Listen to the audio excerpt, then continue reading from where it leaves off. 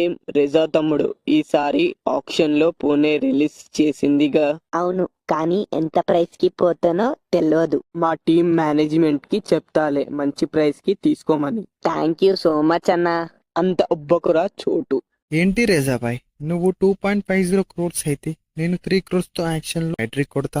ఈసారి నీ ట్రిక్కులు పనిచేయవు పవన్. నువ్వు పెద్దగా ఫామ్ లో లేవు. పైగా 3 crores అని సెల్ఫ్ డబ్బా కొడుతున్నావు. 3 crores కి దగ్గరలో కూడా రావు నువ్వు ఈసారి. హలో కబడ్డీ లవర్స్, మేము చేసే ఈ కంటెంట్ గనక మీకు నచ్చుంటే మీ ఫ్రెండ్స్ కు షేర్ చేయండి, లైక్ అండ్ సబ్స్క్రైబ్ చేయండి. Thank you so much for your support.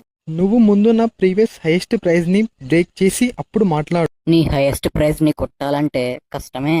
అవును సునీల్, రిలీజ్ అయ్యావంటగా, ఎందుకలా? అదేంటంటే కొంచెం ఫైనాన్షియల్ గా ప్రాబ్లం ఉంది పవన్, అందుకే ఆక్షన్ లోకి ఎంటర్ అవుతున్నా. ఎందుకు, ఏమైంది? జైపూర్ మేనేజ్మెంట్ నువ్వు డిమాండ్ చేసినంత ఇవ్వట్లేదా? లేదు భాయ్, నువ్వు ఎంత ఎక్స్పెక్ట్ చేస్తున్నావు? 1 కోటి రూపాయలు.